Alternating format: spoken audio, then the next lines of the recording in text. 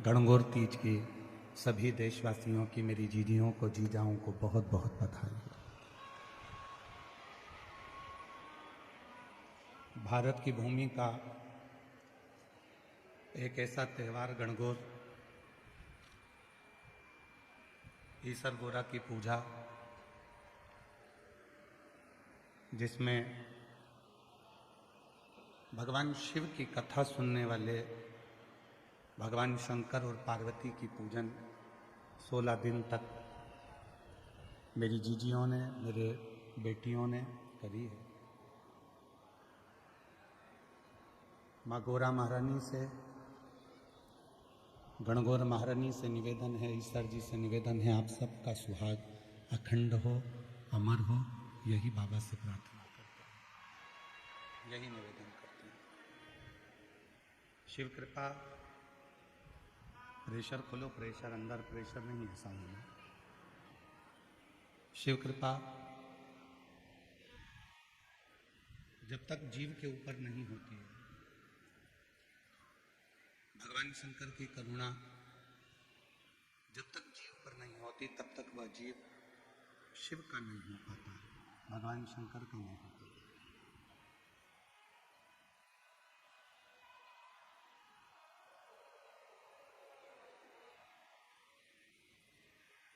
शिव पुराण की कथा कहती है कि जीवन में जैसा हम कर्म करते हैं,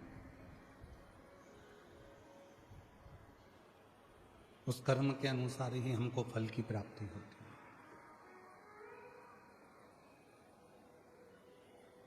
आप कैसा कर्म कर रहे हैं,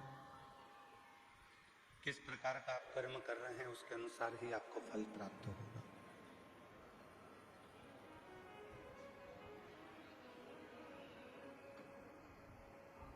व्यक्ति का जो मृत्यु लोक में कर्म है, वैसा कि वैसे ही कर्म उसके प्राण छूटने के बाद भी रहता है, फिर जन्म होता है और वापिस जन्म लेकर फिर इस संसार सागर में कोई ना कोई अवस्था धारण कर फिर वो भोगता है। इसलिए शिव महापुराण की कथा कहती है कि मत बुरे कर्म कर बंदे, वरना पछताएगा, भगवान की आंखों से दूर बच नहीं पाएगा, तू बच नहीं पाएगा। अरे ओ अज्ञानी मत करना भारी, अरे ओ अज्ञानी मत करना भारी, तेरे कर्म का फल भी तू ही पाएगा, जैसा किया तूने तेरा आएगा। मत बुरे कर्म कर वरना पछताएगा, भगवान की आंखों से तो बच नहीं पाएगा, तू बच नहीं पाएगा। हमारा पूर्व का जो कर्म है, हम पूर्व में जो कर्म कर चुके होते हैं, उसी कर्म के अनुसार हमको अगला जन्म प्राप्त होता है। कुछ अच्छा कर चलो।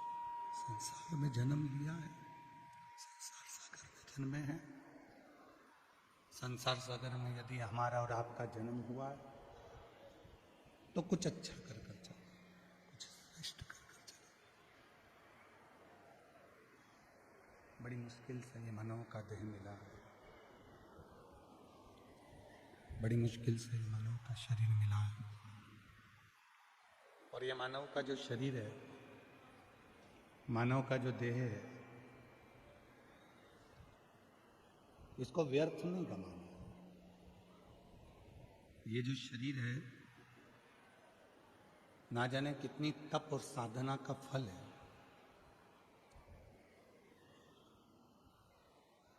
शिव महापुराण ने कभी ये नहीं कहा कि आप अपना घर छोड़ो, परिवार छोड़ो, कुटुंब छोड़ो, रिश्ते छोड़ो, नाते छोड़ो। शिव महापुराण कभी ये नहीं कहती कि आप अपना परिवार, कुटुंब, नाते, रिश्ते, घर परिवार को छोड़कर जाओ। शिव महापुराण की कथा तो कहती है कि परिवार में रहकर, रिश्तों में रहकर, नातों में रहकर, कुटुंब में रहकर इस शरीर का सदुपयोग करो।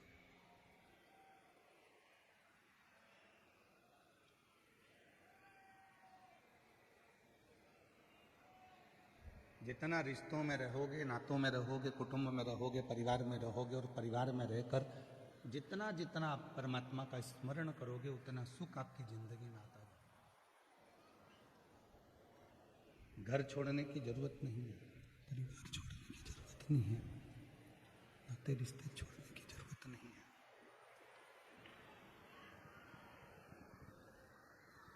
ना रिश्ते छोड़िए, ना कुटुंब छोड़िए। आगे आवाज नहीं आ रही है, बी ग्राउंड में आवाज नहीं आ रही, प्रेशर नहीं बढ़। रिश्ते, नाते, कुटुंब, कबीले, ये जितने भी हैं, इनको बिना छोड़े आप शिव की भक्ति को कितना धारण कर सकते हैं। जरूरी नहीं कि संबंधों को छोड़ेंगे तो परमात्मा मिलेगा। हमने कई लोगों के मुख से सुना है कि घर छोड़ दो,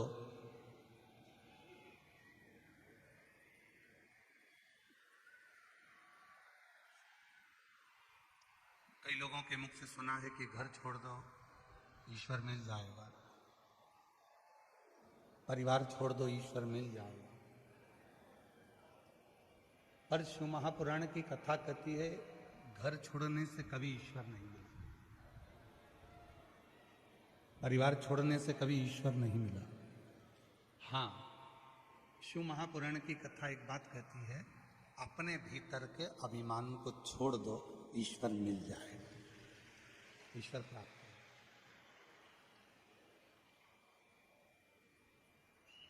हम हमारे भीतर का अभिमान यदि अपने भीतर रखेंगे, हम अपने भीतर रखेंगे, अहंकार अपने भीतर रखेंगे और सोचें कि ईश्वर मिल जाए, नहीं,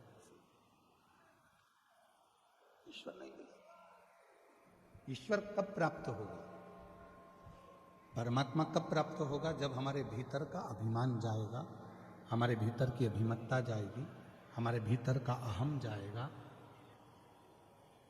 हमारे भीतर की आसक्ति चली जाएगी, तृष्णा चली जाएगी। अच्छा, शिव महापुराण ने एक और बात कही। शिवपुराण ये भी नहीं कहती कि तुम मत कमाओ। शिव महापुराण की कथा कहती है कि तुम्हारे शरीर की जितनी कैपेसिटी है उससे 4 गुना ज्यादा कमाओ।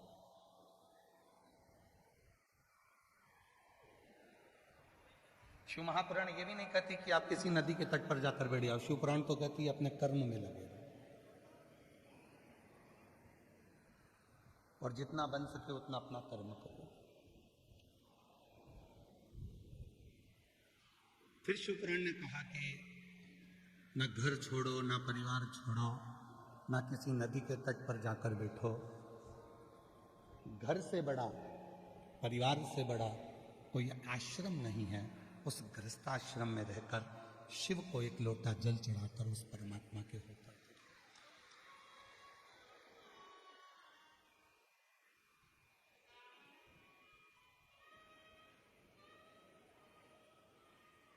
ऐसे कई लोग हैं संसार सागर में जो अपना घर छोड़ देते हैं, परिवार छोड़ देते हैं, नाते छोड़ देते हैं, रिश्ते छोड़ देते हैं, कुटुंब छोड़ देते हैं, परिवार छोड़ देते हैं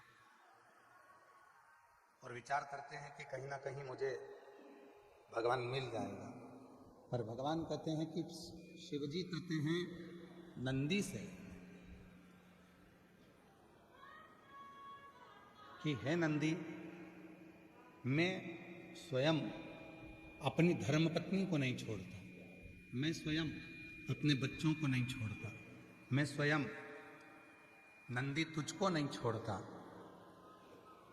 मैं किसी को नहीं छोड़ता। तो मैं क्यों कहूं कि तू अपना घर छोड़ के, परिवार छोड़ के, रिश्ते छोड़ के, नाते छोड़।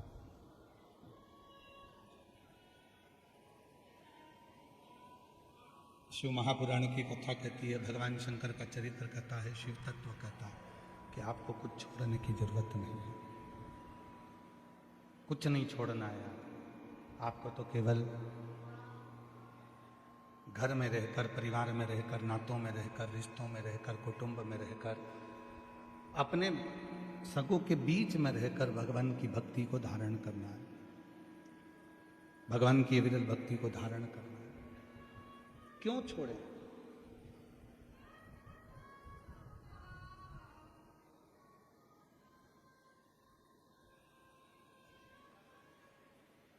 सतयुग, त्रेतायुग, द्वापर और कलयुग, इन चारों युगों में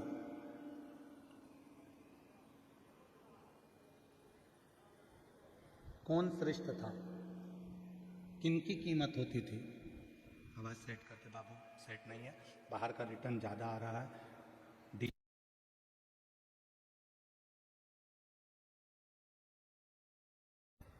सतयुग, त्रेतायुग, द्वापर और कलयुग, किनकी कीमत श्रेष्ठ है? तो कहा जब सतयुग था तो भक्तों की कीमत थी।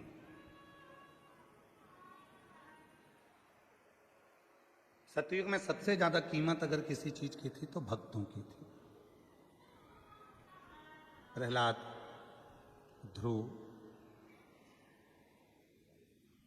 जितने भक्तों का हम चरित्र उठाकर देखें, ये सारे जितने भी भक्त हुए हैं ये सब सतयुग में, क्योंकि भक्तों की कीमत होती थी।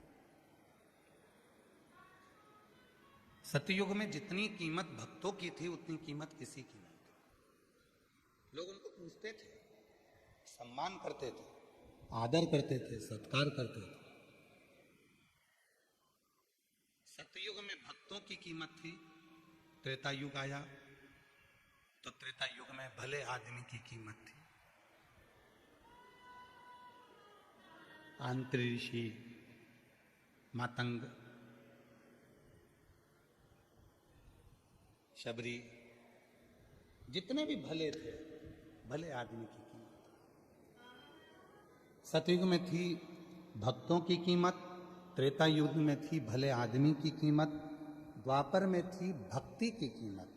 मीराबाई, कर्माबाई, नरसिंह मेहता, नामदेव, तुकाराम, रामकृष्ण परमहंस, चैतन्य महाप्रभु, श्री रामानुजाचार्य जी, श्री निम्बार्काचार्य जी,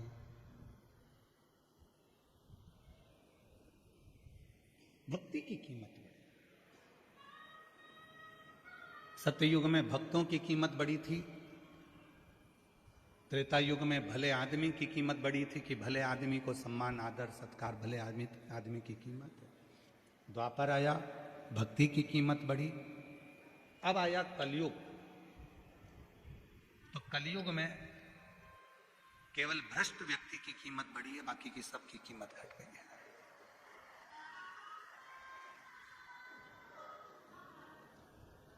अब आप लोगों को बोलना है सतयुग में किसकी कीमत थी? जम के बोलो। भक्तों की। किसकी कीमत थी? भक्तों की। त्रेता युग में किसकी कीमत थी? भले आदमी की। द्वापर में किसकी कीमत थी? भक्ति की।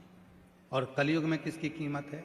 भ्रष्ट व्यक्ति। जो जितना आडंबर कर सकता है, जो जितना ढोंग कर सकता है, जो जितना पाखंड कर सकता है, जो जितना भ्रष्ट होगा, दुनिया के लोग बस उसी को श्रेष्ठ समझेंगे। भ्रष्ट।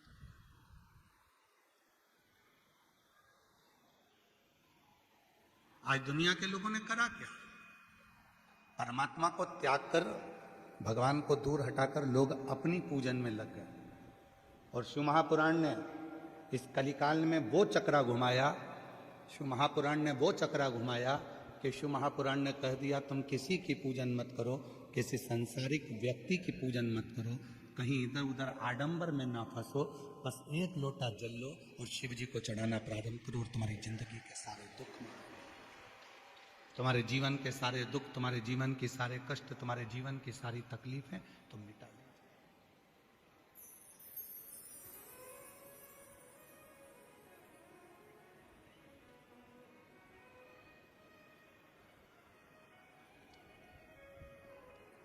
आप में से कितने लोग हैं?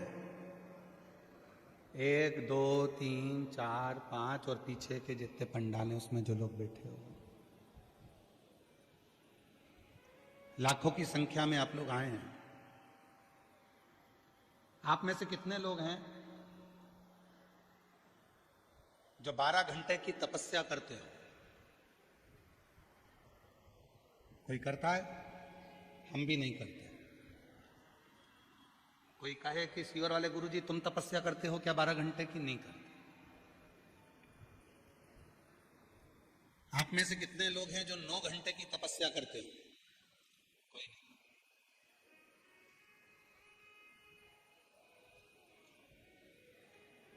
आप में से कितने लोग हैं जो कम से कम 4 घंटे की तपस्या करते हो? कोई नहीं करता। क्यों? क्योंकि कलयुग में तपस्या कम हो गई, समस्या ज्यादा हो गई। कलयुग में तपस्या कम हुई है और समस्या ज्यादा हुई। इसलिए शिव महापुराण की कथा में श्री वेद व्यास जी ने लिखा 18 पुराण में से केवल एक ऐसी पुराण है शिव महापुराण जो बिना तपस्या के भी फल प्रदान कर कर दुनिया के लोगों की समस्या मिटा देती है। वो एक लोटा जल है। ये वेद व्यास जी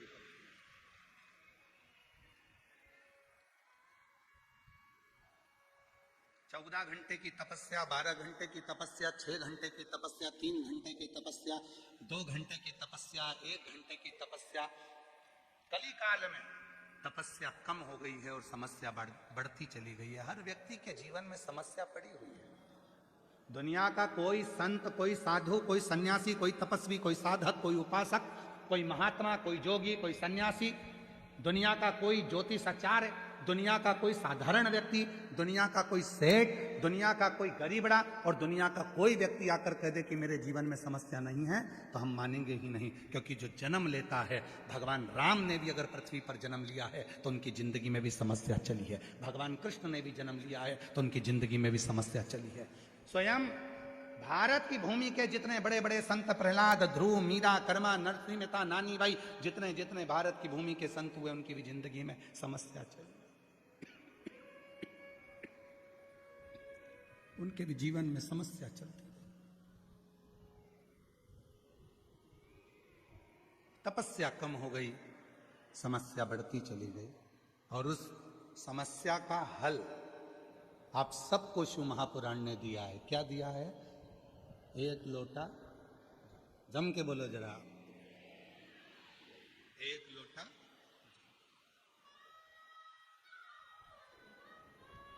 14 घंटा तपस्या नहीं कर सकते, 12 घंटा तपस्या नहीं कर सकते, 10 घंटा तपस्या नहीं कर सकते, 5 घंटे तपस्या नहीं कर सकते, 1 घंटे तपस्या नहीं कर सकते। मत करो, 1 मिनट निकालो, अपने घर में से 1 लोटा जल भरो और अपने पास का जो मंदिर हो, अपने आसपास में जो भी शिव का मंदिर हो, वहां जाकर चढ़ाना प्रारंभ करो। तुम्हारी जिंदगी भर की तपस्या का फल शिव देना प्रारंभ कर देंगे और शिव तुमको सुख देंगे।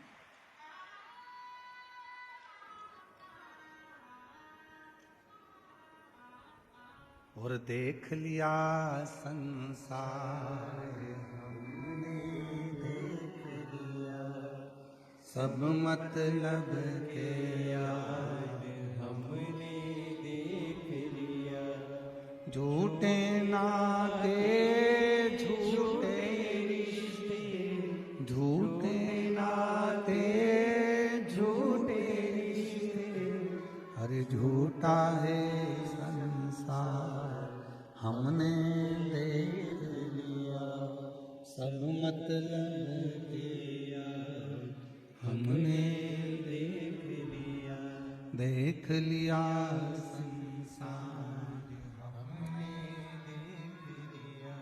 कोई ना आए, कोई,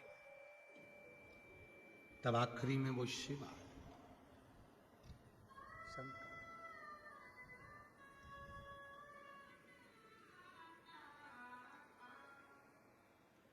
जितने भी युग हुए हैं प्रत्येक युग में शिव का स्मरण हुआ और हर युग में शिव को नीचे दबाने का प्रयास किया गया।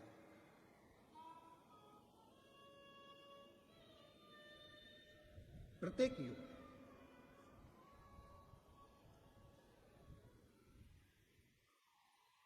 पशुपति व्रत, अच्छा देखिए श्रीमद् भागवत को उठाकर देखिए, रामचरितमानस को उठाकर देखिए, आपको वर्णन मिलेगा। राम जी महाराज ने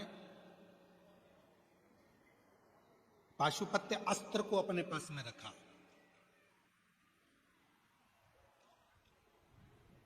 श्रीमद् भागवत कथा में वर्णन आता है कि भगवान कृष्ण ने पाशुपत्य योग को अपने पास में रखा, और जब पाशुपत्य योग भगवान कृष्ण को मिल गया तो उन्होंने पाशुपत्य अस्त्र भी अपने पास में रखा।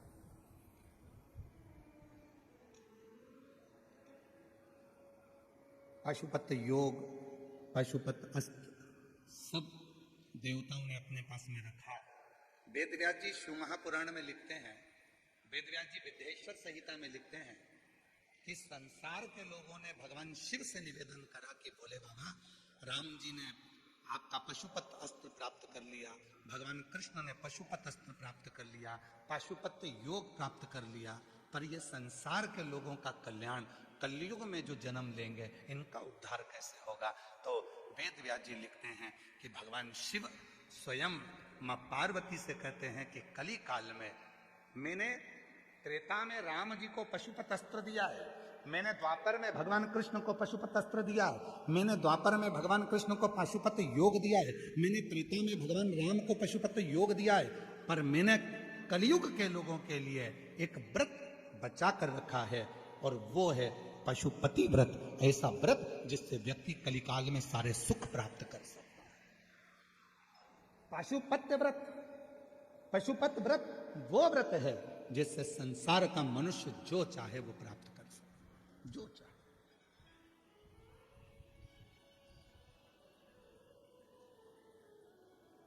एक बहन ने एक पत्र लिखा है,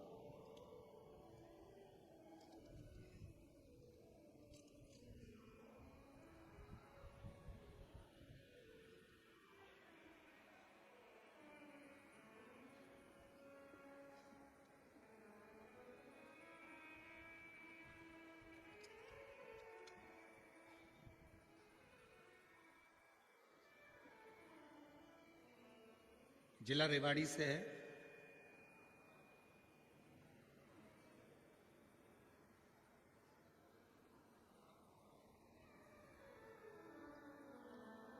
जिला रेवाड़ी, पत्र जिनने लिखा है अगर वो बैठे हों तो हाथ हिला सकते हैं और आ सकते हैं। जिला रेवाड़ी से, गांव जड़थल। गुरुजी प्रणाम। पहले हम लोग बहुत गरीब थे। मेरे पति का नाम छत्रपाल और मेरा नाम लक्ष्मी है।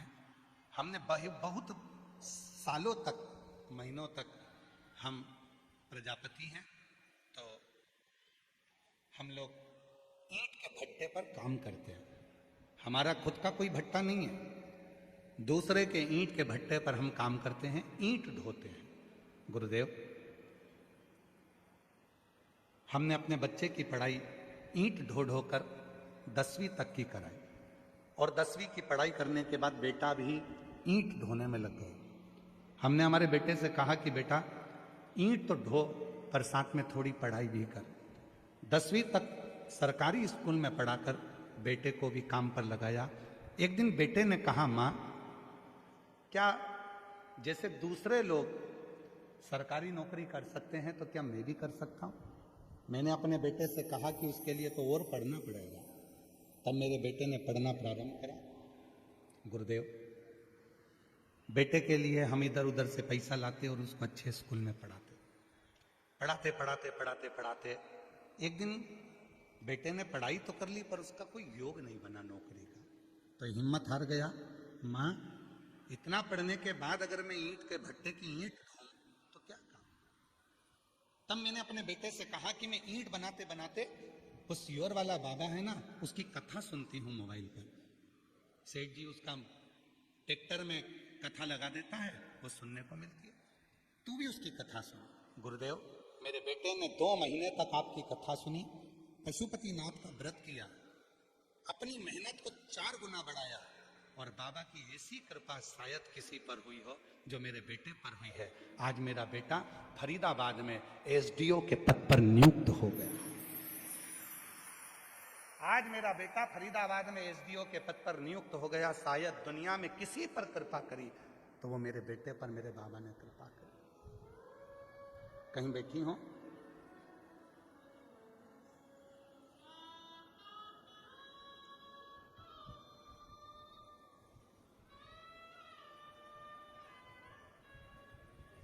गुरुजी और मेरे बाबा को मैं क्या धन्यवाद दूं, जरा पत्र को पढ़िएगा। इस पत्र की जरा ऊपर वाली लाइन का आप स्मरण करिएगा। मेरे बाबा ने केवल एक नौकरी नहीं, पत्र को पढ़िएगा, मेरे बाबा ने 3-3 नौकरी मेरे बेटे को दी है। 3-3 नौकरी दी, तो एक नौकरी नहीं। वेदव्यास जी लिखते हैं अपनी शिव पुराण के अंतर्गत, वेदव्यास जी वर्णन करते हैं शिव महापुराण के अंतर्गत। शिव महापुराण में वेदव्यास जी लिखते हैं, मैंने राम जी महाराज को पशुपत अस्त्र दिया त्रेता में, मैंने राम जी को पशुपत योग दिया है त्रेता में, मैंने द्वापर में भगवान कृष्ण को पशुपत अस्त्र दिया है, पशुपत योग दिया है। तब कली काल के लोगों के लिए, कलयुग के रहने वाले मनुष्यों के लिए, इनकी कार्य सिद्धि के लिए आपने क्या दिया है? तो वेदव्यास जी लिखते हैं कि शिव जी कहते हैं, पार्वती मैंने कली काल के मनुष्य के लिए पाशुपत व्रत दिया है। इस व्रत को जो नियम से धारण करता है, शिव कहते हैं कलयुग में उसके मनवांछित फल की प्राप्ति होना प्रारंभ होगी। ये वो व्रत है, ये वो साधना है, ये वो तप है, ये वो व्रत है। पाशुपत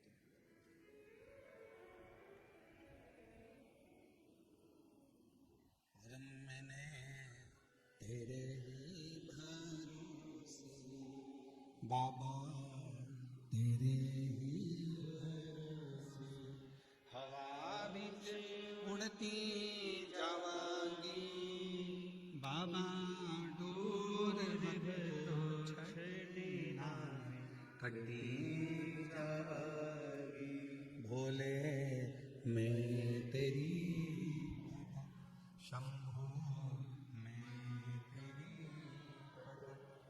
शिव ने दिया, अब संसार के लोग उसको धारण करें ना करें। शिव तत्व कहता है, शिव महापुराण की कथा कहती है, भगवान शंकर का चरित्र कहता है, शिव महापुराण की कथा कहती है।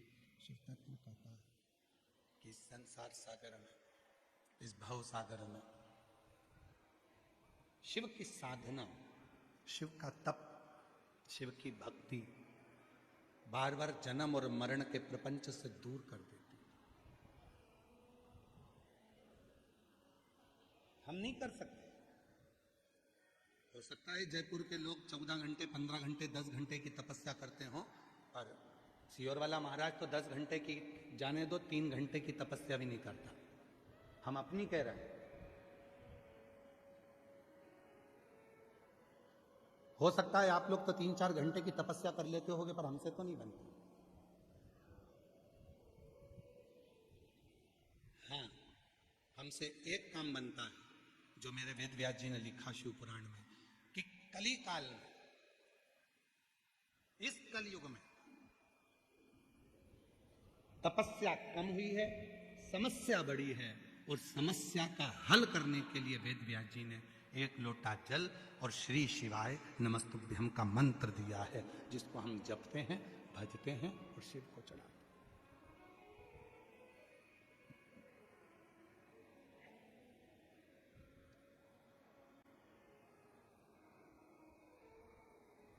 आप में से कितने लोग हैं जो शिव जी के मंदिर में एक लोटा जल चढ़ाने जाते हैं? हाथ उठाओ जरा। सभी लोग जाते हैं? रखिए रखिए। प्रणाम आपके चरणों में। मैं नमन करता हूं जयपुर की इस पवित्र मेरी बहनों को, मेरे जीजाओं को, मेरी बेटियों को, बेटाओं को, मेरे बुजुर्ग माँ बाप को मैं प्रणाम करता हूं आपको, जो आप शिव के मंदिर में जाते हैं। और भोलेनाथ जी से कहते रहना, कुछ भी हो जाए तेरा मंदिर मत छुड़वाना, पलंग पर मत पटकना, चलते फिराते अगर लेकर भी जाना है तो किसी के आश्रित कर कर मत पटकना, चलते फिरते तेरे धाम तक लेकर जाना। चलते फिर हमें तपस्या नहीं आती है, हमें मंत्र नहीं आता, हमें साधना नहीं आती, हमें नियम नहीं आता। ना हम तप जानते हैं, ना साधना जानते हैं, ना व्रत जानते हैं, ना हम नियम जानते हैं। हम तो केवल एक चीज जानते हैं, श्री शिवाय नमस्तु, श्री शिवाय नमस्तु, श्री शिवाय नमस्तु, श्री शिवाय नमस्तु। हम तो एक चीज जानते हैं, केवल हम कुछ नहीं जानते, कुछ। कितनी सुंदर बात। एक बार मां पार्वती जी बैठी थी अमरनाथ जी की गुफा में और शिव जी कथा कह रहे हैं। कथा पूरी हुई, मां जगत जननी नंदी पर बैठकर वापिस आई। और नंदी पर बैठकर जब मां आद्य शक्ति जगत जननी जगदम्बा दुर्गा भवानी जब वापिस आई, तो नंदी पर मां पार्वती जी ने अमरनाथ की गुफा में तो प्रश्न किए, उसका उत्तर तो मिला, पर अमरनाथ की गुफा के साथ में पार्वती जी ने जब अमरनाथ की गुफा से वापस आ रही थी तो नंदी के ऊपर बैठकर फिर प्रश्न किया, वापिस प्रश्न।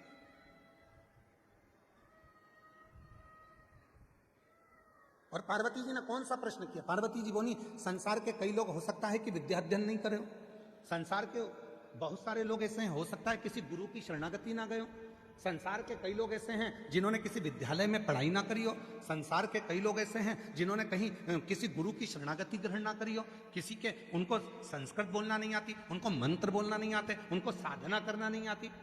क्या आप संसार के लोगों के लिए ऐसे कोई मंत्रों का निर्माण करे हैं जिससे संसार के लोग अगर उस मंत्र का स्मरण करें तो उनको उसका फल मिल जाए? तो शिव जी ने शाबर मंत्र का प्रयोग बताया। शाबर मंत्र जो शिव के द्वारा स्वयं प्रकट हुआ, शाबर।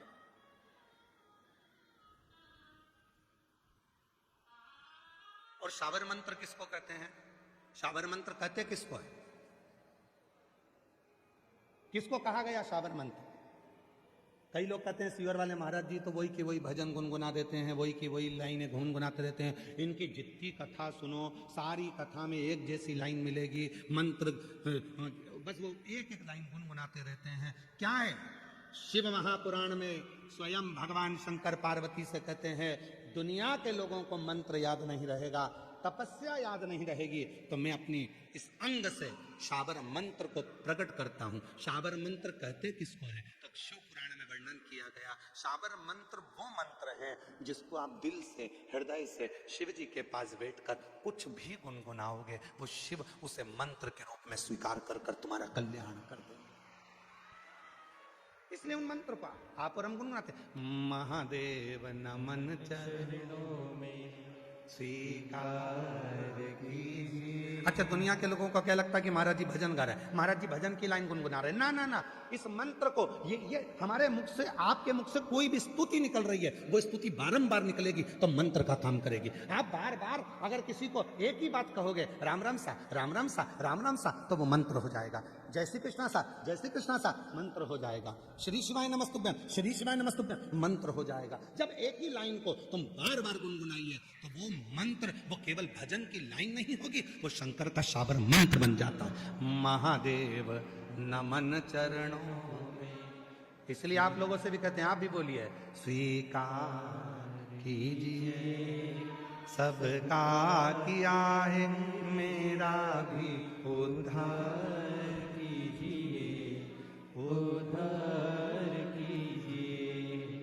तो कहा, फिर वर्णन आया, पार्वती जी ने शिव जी से कहा, सारे मंत्र पुराणों में लिखे होंगे, सारे मंत्र पुराणों में मिलेंगे, क्या शाबर मंत्र कहीं लिखा हुआ मिलेगा? तो शंकर भगवान ने कहा, नहीं पार्वती, शाबर मंत्र वो मंत्र होता है, मेरा बिना पढ़ा लिखा भक्त, जिसको ना मंत्र आए, ना तपस्या आए, ना साधना आए, ना व्रत आए, वो भक्त जब मेरे मंदिर में आकर मुझसे कुछ भी बोलता है, मैं उसको स्वीकार कर कर मंत्र समझकर उसकी झोली भरना प्रारंभ कर देता हूं। जो जैसी भावना लाया, वो वैसा ही फल पाया, नहीं खाली उसे लौटाया, वो मन ही मन हर्षा शाबर मंत्र क्या? तुम्हारे मन से जो बात शिव महापुराण की कथा में, भगवान शंकर के मंदिर में, शिव जी के साक्षी में, गुरु के साक्षी में जो निकल रहा है वो शाबर मंत्र ही है। और उस मंत्र का प्रभाव कितना होता है कि दुनिया के लोगों का काम शिव पुराण की कथा में पहुंचते हैं, 7 दिन की कथा बैठकर सुनते हैं, बाबा से प्रार्थना करते हैं और दुनिया के लोग कहते हैं हमारा यह काम हो गया, 3 महीने में बाबा ने हमारी सुन ली। क्यों सुन ली? क्योंकि आप सब इस कथा में बैठकर शाबर मंत्र को गुनगुनाते हो, शिव के उस मंत्र का स्मरण करते हो, दिल से प्रार्थना करते हो, और जब जो प्रार्थना करी जाती है वही मंत्र हो जाता है और उस मंत्र को शिव स्वीकार कर लेता है। शिव स्वीकार। एक पत्र है, अच्छा है।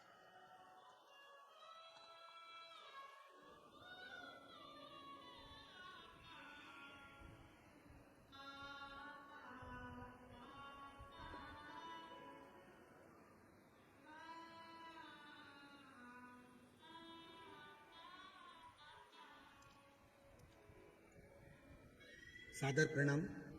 मैं सरोज देवी, जिला चुरू, राजस्थान की रहने वाली हूँ। कहीं बैठी हो सरोज देवी, जिला चुरू, राजस्थान से आई हैं?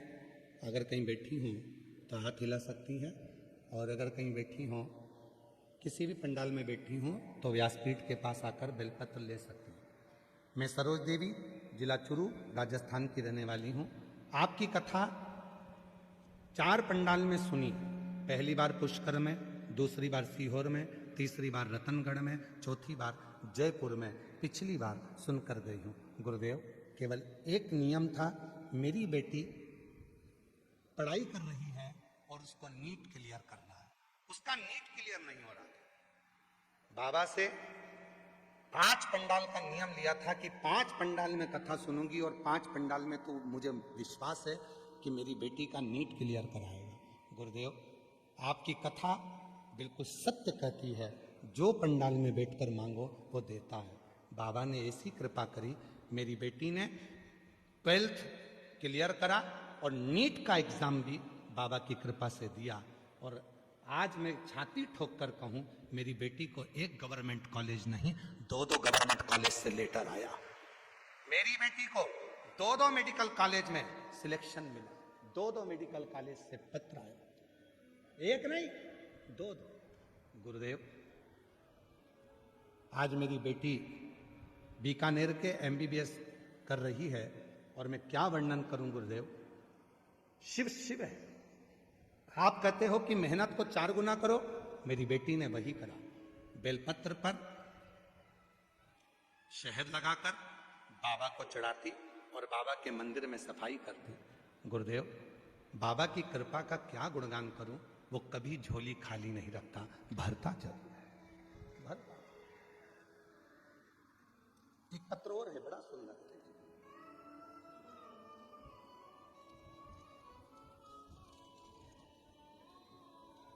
छोटू कबर, जिला सीकर। कौन सा गांव लिखा है, पढ़ के बताओ जरा। छोटू कबर, जिला सीकर, कछावा। कौन सा है, पढ़ के बताओ जल्दी से। क्या लिखा है? कछावा गांव से आई हूँ। मेरा मोबाइल नंबर ये है। गुरुदेव, मैं क्या वर्णन करूँ, मेरा पोता सरकारी नौकरी का प्रयास कर रहा था, उसका नंबर नहीं लग रहा था। मैंने 2025 में पहली बार आपकी कथा टीवी पर सुनी, फिर बाबा से दोबारा आपकी कथा रतनगढ़ में सुनने के लिए गई, फिर वहीं पर पंडाल में रहती थी और पूरे मन से साथ आपकी कथा सुनती थी। फिर आपकी कथा जयपुर में दूसरी बार सुनने गई थी। बाबा में क्या वर्णन करूं, मेरे पोते के हाथ पर गठान हो गई थी। बाबा वह शिवालय भी जाता और जल भी चढ़ाता और वही जल अपने हाथ पर, शरीर पर लगाता। फिर कुछ दिनों में उसकी गठान ठीक हो गई और बाबा, मेरा पोता रोज मंदिर जाता, जल चढ़ाता। आप कहते हो मेहनत करो, मेरा बेटा मेहनत करता और बाबा की कृपा से आज मेरे बेटे का इंडियन आर्मी में सिलेक्शन हो गया और उसकी ट्रेनिंग जबलपुर में चल रही है। मैं बाबा को यहाँ प्रणाम करती हूँ। मैंने अपने पोते का फोटो भी लगाया, पोते का फोटो भी लगाया। आप लोग LED पर देख सकते हो, आस्था चैनल पर देख सकते हो, जिसका फोटो भी लगाया। एक विश्वास। तो शिव जी ने क्या दिया? तो शंकर जी कहते हैं मैंने अपने भक्त के लिए, कोई जो पढ़ा भी नहीं है, जो कुछ जानता भी नहीं है, जिसको कुछ नहीं आता, ना मंत्र जानता, ना तपस्या जानता, ना साधना जानता, ना व्रत जानता, शिव जी ने उसको शाबर मंत्र दे दिया। शाबर मंत्र क्या है? कोई तुमसे पूछे, तुम जब नेट पर सर्च करोगे, गूगल में सर्च करोगे, यूट्यूब पर निकालोगे कि शाबर मंत्र निकालो, तो शाबर मंत्र ना किसी पुराण में, ना किसी पोथी में कहीं नहीं लिखा गया। शाबर मंत्र कौन सा है? तब यूट्यूब पर, गूगल पर आप सर्च कर कर देखेंगे तो लिखा आएगा, जो तुम दिल से, जो तुम हृदय से, जो तुम बार बार भगवान के लिए गुनगुनाओगे, भगवान के लिए वही मंत्र शाबर मंत्र हो जाता है। उसी मंत्र को शिव स्वीकार करते हैं। और महादेव नमन चरणों में स्वीकार लीजिए, सबका किया है मेरा भी उद्धार कीजिए, उद्धार कीजिए। हे त्रिपुंडधारी, हे त्रिशूलधारी, हे त्रिपुंडधारी, हे त्रिशूलधारी, चरणों में तेरे बाबा जी पावन है चारों धाम। चरणों में तेरे बाबा जी पावन है चारों धाम। तेरी देव करते वंदना, पूजे सीताराम, हो जाए पूरी कामना, हो जाए पूरी कामना। उपकार कीजिए, सबका किया है मेरा भी उद्धार कीजिए, उद्धार कीजिए। शिव मंदिर जाओ, लोटा भर जल चढ़ाओ, जो तुम्हारे मन में आए वैसे शिव को पुकारो। तपस्या कलयुग में नहीं हो सकती, समस्याएं बड़ी हैं, उन समस्याओं का हल एक लोटा, बड़ी है समस्या।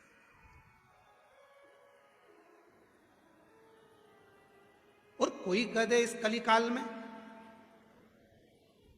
कलयुग में आने के बाद अगर कोई कहता है कि नहीं साहब मैं तो 12 घंटे तपस्या करता हूं, मैं 9 घंटे तपस्या करता हूं, मैं 22 घंटे तपस्या करता हूं, मैं 24 घंटे तपस्या करता हूं, श्री शिवाय नमस्ते, हाथ जोड़ लो, प्रणाम करो, नमन करो, चलो। दो चीजें हैं, एक होता है वरदान और दूसरा होता है आशीर्वाद। जम के बोलो कौन कौन सा चीज है? आवाज नहीं आई, जम के बोलो। पहले नंबर पे वरदान, दूसरे नंबर पर आशीर्वाद। दो चीजें हैं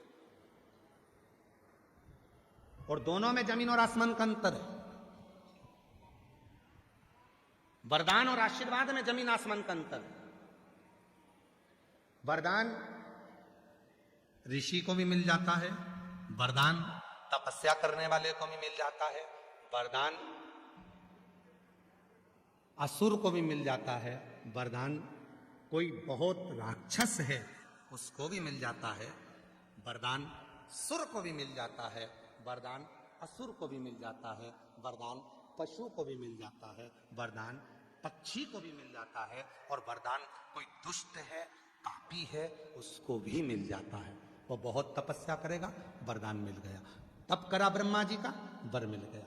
हिरण्यकशिपु ने तप करा, वर मिल गया। हिरण्याक्ष ने तप करा, वर मिल गया। रावण ने तप करा, वर मिल गया। वरदान सुर को मिलेगा, असुर को मिलेगा, दैत्य को मिलेगा। वरदान जिसको चाहे उसको मिल सकता है। वरदान असुर को, राक्षस को भी, पापी को भी मिल सकता है।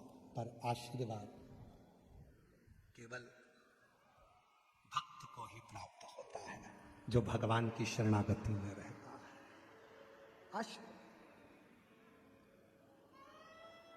और शिव महापुराण की कथा कहती है, तुम्हारे घर में तुम्हारे बुजुर्ग माँ बाप तुमको आशीर्वाद दे रहे हैं ना, तुम्हारे मम्मी पापा, तुम्हारे पिताजी माताजी अगर तुमको आशीर्वाद दे रहे हैं ना, तो बड़े किस्मत वाले हो कि तुम्हें आशीर्वाद मिल रहा है।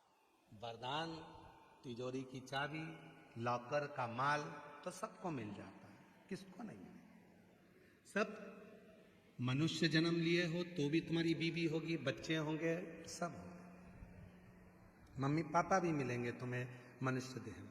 और तुम अगले जन्म में अगर कोई दूसरा जन्म लेकर पैदा हुए, मान लो कुत्ता बन गए, बिल्ली बन गए, सुंगरा बन गए, गधा बन गए, पशु बन गए, पक्षी बन गए, तो उसमें भी तुम्हारे को पत्नी मिलेगी हो। अपन लोग कहते हैं ना, कुत्ता की कुतिया, बिल्ला की बिलैया, हिरन की हिरनिया, तोता की तोती, कौवा की कौनी, मोर की मोरनी। तो हर जन्म में तुम्हें पत्नी मिलेगी। यह मत सोचो कि केवल इसी जन्म में पत्नी मिलेगी। ये तुम्हारा पीछा छोड़ने वाली नहीं है। 7 जन्म का फेरा है तुम्हारा, ऐसे कोई पीछा नहीं छोड़ेगी। हर जन्म में मिलेगी पत्नी, हर जन्म में मिलेगी, बच्चे हर जन्म में मिलेंगे।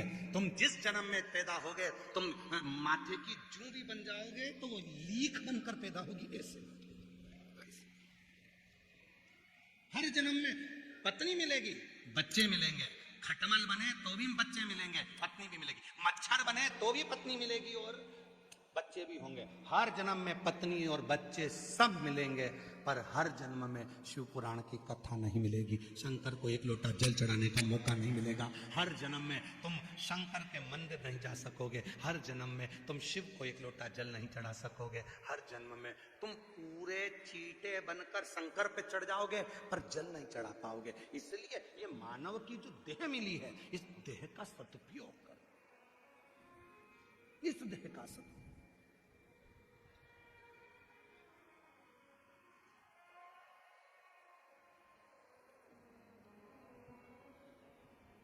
और शिव के सिवा कहीं दिल ना लगाना, शिव के सिवा कहीं दिल ना लगाना, वरना पड़ेगा तुझे आंसू बहाना, वरना पड़ेगा तुझे आंसू बहाना। शिव के सिवा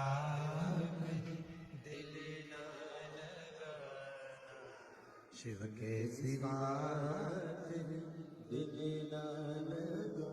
तो वरदान मिलना सरल है, पर आशीर्वाद मिलना कठिन है। मम्मी आशीर्वाद दे रही है, पापा आशीर्वाद दे रहा है, पिताजी आशीर्वाद दे रहे हैं, माँ आशीर्वाद दे रही है, रिश्तेदार आशीर्वाद दे रहा है। समझ लेना भगवान की बड़ी कृपा है। कोई तो है जो तुम्हें आशीर्वाद दे रहा है, कोई तो है।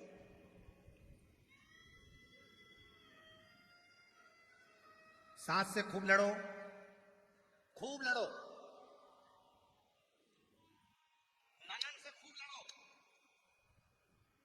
पर पांव पड़ना बंद मत करो। सास से खूब लड़ो, पर पांव पड़ना बंद मत करो। खूब लड़ लो, जितनी तुम्हारी कैपेसिटी है, जूड़ा बांध बांध के लड़ो, अच्छी जोरदार दमदारी से, पर प्रणाम करना बंद मत करो, पांव पड़ना बंद मत करना। वो लड़ ले, झगड़ ले, तुम्हें रोटी नहीं दे, अलग कर दे, दूसरे मकान में भेज दे, तो भी सिर पे पल्लू मल्लू लेके तुरंत पहुंच जा। और 30 त्योहार पे जाके डोकरी के बुढ़िया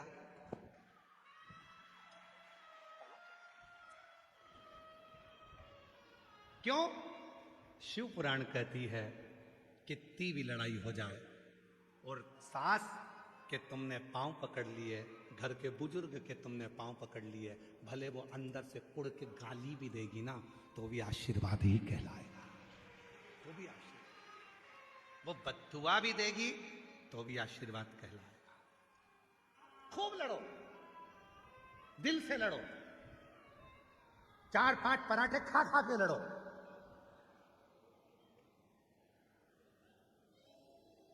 ब्यूटी पार्लर से तैयार होके लड़ो, खूब लड़ो, पर पांव पड़ना बंद मत करो। चरण जरूर पकड़ो, प्रणाम जरूर करो, नमन जरूर करो। का गुरुजी हमारे मन में बहुत मन मोटाव हो गया, आपस में झगड़ा हो गया, लड़ाई हो गई, वो हमारा मुंह नहीं देखती, हम उसका मुंह नहीं देखते, क्या हुआ? निसड़ले बनकर चले जाओ, अपने को तो बस जाना है, चले पांव पकड़ो, प्रणाम करो। घर से निकाल देगी तो पांव पड़ने वाले को कोई नहीं निकालता, पांव तो पड़ो, निकाल देगी तो निकाल देगी, अपन तो पांव पड़ो। हम क्या करते हैं? लड़ाई होती है, पांव पड़ना बंद कर देते, प्रणाम करना बंद कर देते। शिव पुराण क्या कहती है? शिव पुराण क्या कहती है? बड़ा कौन है? शिवपुराण क्या कहती है? बड़ा कौन है? शिव महापुराण की कथा कहती है जो किसी के आगे झुककर चलना सीख जाता है वो जिंदगी का सबसे बड़ा व्यक्ति कहलाता है। सबसे। मेरे शंकर भगवान को देखो, देवताओं ने अमृत पी लिया, सारे देवता अमृत की तैयारी में, तो सबके पास अमृत आने वाला था और शंकर जी के पास में विष भेज दिया गया। पार्वती जी ने कहा तुम्हारे पास में विष भेजा है, विष पियोगे? शंकर भगवान बोलने लगे क्या हुआ विष पीने में, तकलीफ क्या है, मैं तो पियो विष। विष धारण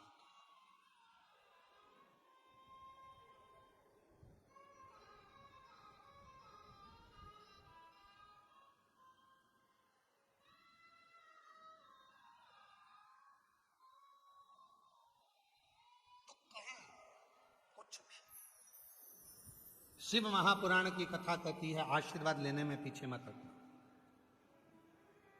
एक गलती हो गई थी ब्रह्मदेव से। ब्रह्मा जी ने कह दिया था ये पूरी सृष्टि का निर्माण मैंने किया है और सृष्टि का निर्माता भी मैं हूं, रचने वाला भी मैं हूं, संहार करता भी मैं हूं, सब कुछ मैंने किया, सब कुछ। भगवान विष्णु के मुख से निकल गया था ब्रह्मा जी तुम कहते हो कि सृष्टि तुमने बनाई है, निर्माण करता तुम हो, संहार करता तुम हो, बनाने वाले तुम हो। तब भगवान नारायण ने कह दिया कि सृष्टि का निर्माण करता भी शिव है, चलाने वाला भी शिव है और संहार करने वाला भी शिव। प्रभु आपकी कृपा से सब काम हो रहा, भोले आपकी कृपा से सब काम हो रहा है। करते हो भोले बाबा मेरा नाम हो रहा है, करते हो भोले बाबा मेरा नाम हो रहा है, भोले आपकी कृपा से सब काम हो रहा है। सृष्टि रचने वाला भी शिव है, सृष्टि को चलाने वाला भी शिव है और सृष्टि का संहार करता भी शिव है। वो तो जवाबदारी थोड़ी भगवान नारायण को दे दी, जवाबदारी थोड़ी सी भगवान ब्रह्मा जी को दे दी, जवाबदारी थोड़ी सी इंद्र को दे दी, वरना सारा काम तो शिव का ही है।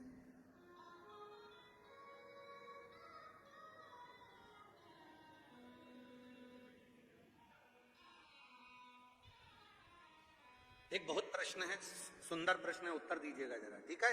सभी लोग उत्तर देना। किडनी जरूरी है, लीवर जरूरी है कि श्वास जरूरी है? जम के बोला जाए। श्वास। श्वास ही नहीं होगी तो किडनी और लीवर का क्या खाट करोगे? श्वास कौन है? शिव। चल रही, चला रहा, पूरी सृष्टि का निर्माण करता भी वही है, संहार करता भी वही है। केवल उन्होंने दे दिया नारायण आप ये कार्य करिएगा, ब्रह्मा जी आप ये कार्य करिएगा। मैं ज्यादा कार्य नहीं कर सकता क्योंकि मैं तो अपनी मस्ती में रहता हूं, अपनी मस्ती। आप ये कार्य करो, चलाओ, ठीक है। भगवान नारायण ने कहा ब्रह्मा जी से कि सृष्टि का संहार करता और चलाने वाला शिव है। ब्रह्मा जी मारने को तैयार नहीं हुए और जब ब्रह्मा जी नहीं माने तो ब्रह्मा जी ने कहा कि कौन शिव? मैं शिव को भी नहीं जानता। तो भगवान शंकर और ब्रह्मा जी ने एक बड़े पर्वत को घुमाना प्रारंभ करा। पर्वत जैसे घुमा उसने एक लिंग की आकृति धारण कर ली और लिंग की आकृति में से आवाज आई, हे ब्रह्मा, हे विष्णु, मैं ही शिव हूं, मांगो क्या चाहते हो, क्या चाहते हो? तब भगवान नारायण ने कहा मांगने के लिए नहीं, ब्रह्मा जी आपको समझ नहीं पा रहे थे, ब्रह्मा जी आपको जान नहीं पा रहे थे, इसलिए आपको प्रकट किया। ब्रह्मा जी कहने लगे ये शिव है, ये एक गोल आकृति, पिंडी की आकृति, शिवलिंग की आकृति, ये शिव है। ब्रह्मा जी मानने को तैयार नहीं हुए कि इनका मुख कहां है, इनका चरण कहां है।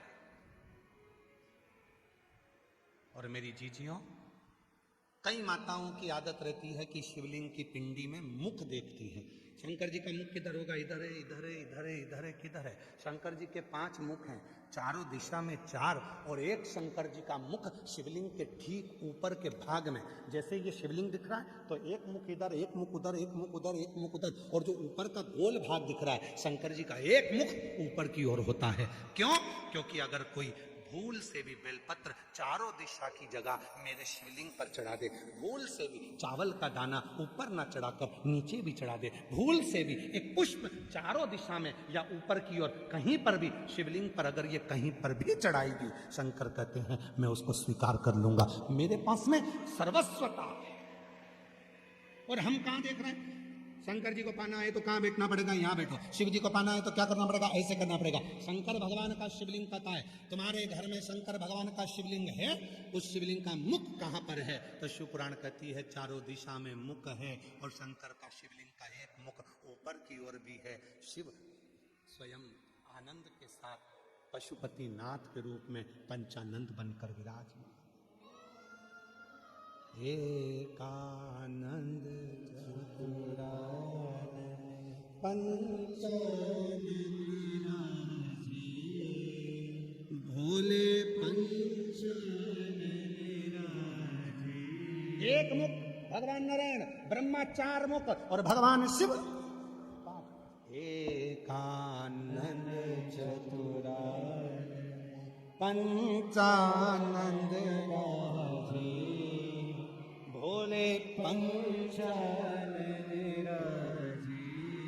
हंसासन गरुड़ासन, हंसासन गरुड़ासन वृषवाहन साजे। शंकर जी की आरती, शंकर भगवान की आरती, किसी भी देवी देवता की आरती उतार कर देखिए। जगदीश भगवान की आरती उतारोगे जगन्नाथ जी का वर्णन मिलेगा, राम जी की आरती उतारोगे राम जी का वर्णन मिलेगा, भगवान कृष्ण की आरती उतारोगे कृष्ण भगवान का वर्णन मिलेगा, देवी की आरती उतारोगे तो देवी का वर्णन मिलेगा। केवल शंकर भगवान की एक आरती ऐसी है, पूरी आरती में तीनों देवताओं का वर्णन है, और उसमें भी शंकर जी का वर्णन सबसे आखिरी में है, सबसे आखिरी में। एकानंद चतुरा भगवान विष्णु, भगवान ब्रह्मा आखिरी में, पंचानन हंसासन गरुण, हंस का आसन, गरुण का आसन सबसे आगे आखिरी में, हंसासन गरुड़ासन वृषवाहन साजे। आखिरी में वृष का वाहन, मतलब शिव जी की आरती में भी शंकर भगवान सबसे पीछे। क्यों? शिव जी कहते हैं तुम आगे रहो, तुम आगे रहोगे तो मुझे खुशी मिलेगी। मैं विष पीकर भी खुश रह लेता हूँ, विष पीकर भी मैं देवों में भी देव महादेव कहला जाता हूँ, और तुम अमृत पीकर भी देव कहला पाते हो। अमृत पीकर भी तुम देवता हो, और मैं विष पीकर भी महादेव। महादेव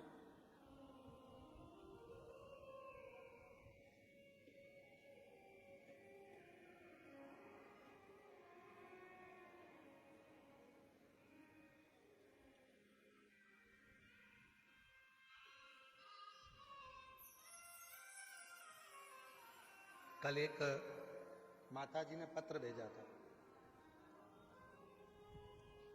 अब ढूंढना पड़ेगा। पत्र में उन्होंने लिखा था, गुरुजी आप राजस्थान आए हो, कथा में कम से कम 2-4 भजन गाना। अब मैं मेरी जीजी को क्या बताऊं कि पूरी कथा में केवल एक ही भजन होता है, और उसको भी कहीं ना कहीं से घुमा फिरा कर लाना पड़ता है। 2 भजन आ जाए तो समझ लो शंकर जी ने तुम पर कृपा कर दी, और तुम अगर सोच के बैठी हो कि 3-4 भजन हो जाए तो हम बाद में गाने बजवा देंगे हो, पर कथा में भजन 1 या 2 बाबा की कृपा से आएंगे। शिव तत्व, क्योंकि पूरी कथा में आपको केवल शंकर को महसूस करना है, पूरी कथा में शिव से अपने मन की बात करना, शिव का गुणगान सुनना, शंकर भगवान ने क्या क्या लीला करी है उसका स्मरण करना। सास ओटले पर बैठकर, बाहर बैठकर जब अपनी बहू की बड़ाई करती है ना, और बहू के कानों में वो बड़ाई सुनने में मिल जाती है ना, तो बहू बहुत खुश होती है। शाम को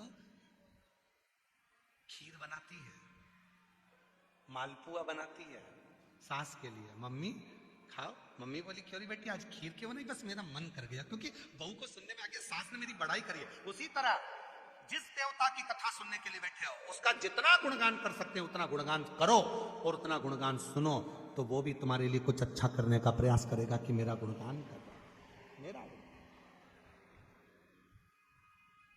शिव के सिवा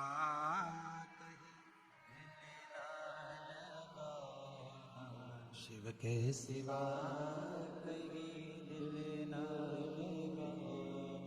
शुद्ध भाव से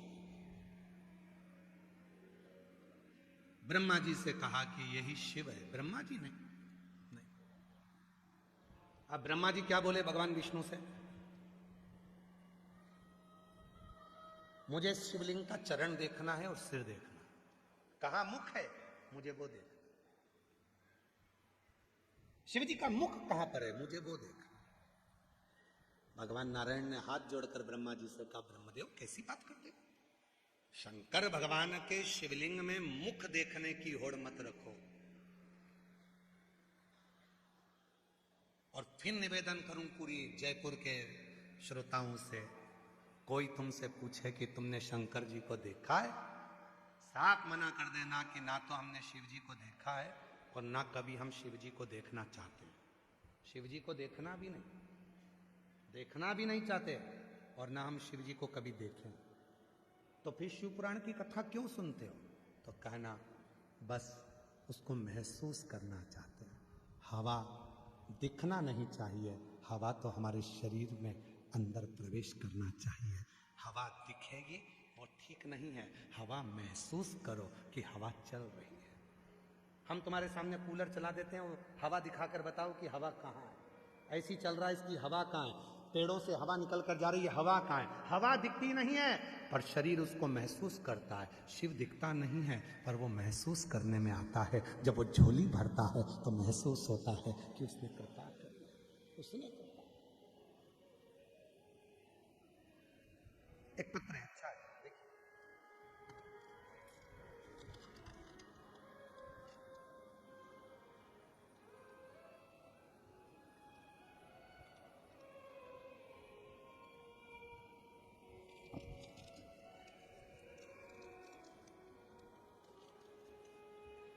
मैं सपना तिवारी, भरतपुर तहसील भूसावर, गांव बारोली, राजस्थान की निवासी हूं। उम्र है मेरी 38 वर्ष, 30 है। कहीं बैठी हो तो हाथ हिला सकती है। अगर कहीं बैठी हो, भरतपुर से आई हैं, तहसील है भूसावर, गांव है बारोली। मैं सपना तिवारी। एक लोटे जल का मैं क्या वर्णन करूंगा देव। मेरे पति की मृत्यु 2022 में हो गई थी। मेरे 2 छोटे बच्चे हैं। मैं बहुत दुखी हो गई थी गुरुदेव। फिर मेरी ननद ने शिव महापुराण के बारे में बताया। गुरुजी बहुत रोती थी मैं, पति चला गया 2022 में। 38 वर्ष की मेरी उम्र है, घर में 2 बच्चे हैं, क्या करूं, कैसे भरण पोषण होगा। खूब रोती थी। तब मेरी ननद ने कहा, भाभी क्यों रोती है, सियोर वाला बाबा कथा कहता है, तुम सुनना तो चालू करो। तब मैंने शिव महापुराण के बारे में बताया, तब मैंने कथा सुनी, मन में आया सियोर वाला बाबा कहता है कि कथा के पंडाल में बैठकर जो मांगा जाता है वो मिलता जरूर। मैंने अपनी ननद से कहा, जी जयपुर में कथा हो रही है, विद्याधर नगर में कथा थी, क्या मैं कथा में चली जाऊं। दोनों बच्चों को लेकर, छोटे बच्चों को लेकर कथा में आकर बैठ गए। गुरुदेव आपने कथा में कह दिया था कि हिम्मत कभी नहीं हारना चाहिए, जितना बन सके मेहनत करो, परिश्रम करो, कभी हिम्मत मत हारो। महादेव को अपना बाप समझो, पिता समझो। एक लोटा जल चढ़ाने जाओ तो अपने बाप से बात कर उस दिन जो हिम्मत मिली गुरुदेव, विद्याधर नगर में कथा सुनी। 20 साल हो गए थे पढ़ाई छोड़े हुए, और गुरुजी 20 साल के बाद आपके कहने पर 20 साल बाद पढ़ाई चालू करी और 10th की परीक्षा दी। और 10th की परीक्षा दी, उसके कुछ दिन बाद बाबा ने ऐसी कृपा कर दी, मुझे नहीं मालूम कि शिव कैसे कृपा करता है। और 10वीं की पढ़ाई के बाद ही मेरे बाबा ने मेरी सरकारी नौकरी लगवा दी। मैं बाबा को प्रणाम करता हूं। क्या गुरुजी, 10th की पढ़ाई के बाद कोई सरकारी नौकरी में लग सकता है? पर मेरे शंकर ने बाप का फर्ज अदा करा। उसको मालूम था मेरी बेटी का पति नहीं है, छोटी सी उम्र में 2 बच्चों को पालेगी कैसे। और आज बाबा ने मुझे आशीर्वाद के रूप में सरकारी नौकरी दे दी। मैं बाबा को धन्यवाद देती हूँ। गुरुदेव, सरकारी नौकरी तो मेरे खाते में आ गई, पर कुछ समय निकला। और कुछ समय के बाद जैसे ही सरकारी नौकरी लगी, उसका 15 से 20 दिन लगा। और 20 दिन बाद मेरे को थोड़ा सा घबराहट सी हुई, शरीर में दर्द हुआ। डॉक्टर को दिखाने के लिए गई तो ब्रेस्ट में कैंसर की 3 गठानें बता दी। ब्रेस्ट में कैंसर की 3 गठानें बता दी। गुरुदेव, उस दिन से मैंने आखिरी में एक ही निर्णय लिया कि अब प्राण तो जाएंगे, शरीर को कटवा कर पिटवा कर कहाँ से पैसा लाऊंगी और बच्चों का क्या होगा। तब विचार कर लिया केवल रुद्राक्ष का जल पीऊंगी। और जो मिट्टी में पंडाल में से उठाकर ले गई थी अपनी झोली में, उसी मिट्टी को पूरे शरीर पर और ब्रेस्ट पर लगा लेती और रुद्राक्ष का जल लेना शुरू कर दिया। उसके बाद बाबा ने ऐसी कृपा कर दी, मेरी सारी की सारी गठानें खत्म हो गई और मेरी रिपोर्ट नॉर्मल आ गई। और मैं बाबा को धन्यवाद देने के लिए आज कथा के पंडाल में आई हूं। बाबा, गुरुदेव, आपकी कथा नहीं है, एक बाप और बेटी का संबंध है। यहाँ जो आता है अपने पापा से बात करने आता है, अपने बाबुल से बात।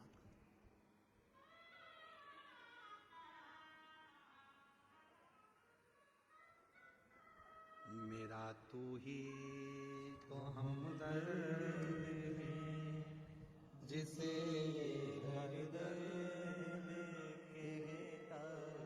एक लाइन लिखी है बेटी ने, अगर कहीं बैठी हो तो जरूर आना। तेरा दर तो हकीकत में दुखियों का सहारा है, दरबार तेरा बाबा जन्नत का नजारा है। उसकी कृपा, उसकी कितना कष्ट संसार में है, पर वो अगर एक लोटा जल आप शिव को समर्पित कर रहे हो तो वो स्वीकार कर रहे हो, स्वीकार कर। मेरा तू ही तो हमदर्द है, जिसे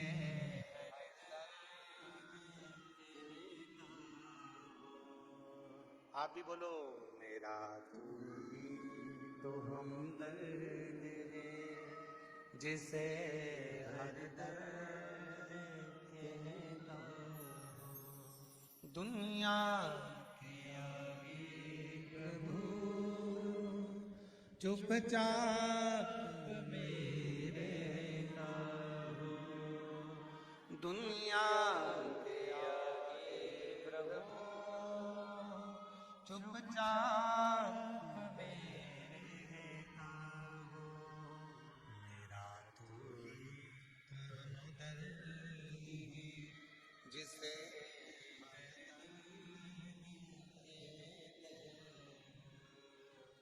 मेरा तू ही तो हमदर्द है, जिसे हर दर्द कहता। बेटी का नीट क्लियर हुआ है, एक बार जोरदार ताली बजाओ। बेटी डॉक्टर बन रही है, जोरदार ताली बजाओ। साधुता है बेटी।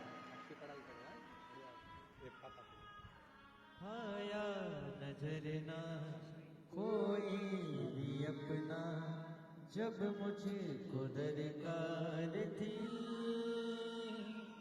जब मुझको दरकार थी,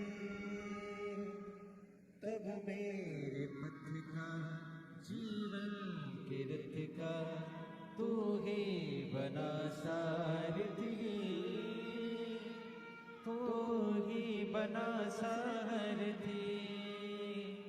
भोले ने करी हर कदम पे ये मेहरबानियाँ। मेरा तू ही तो हमदर्द है, जिसे हर दर्द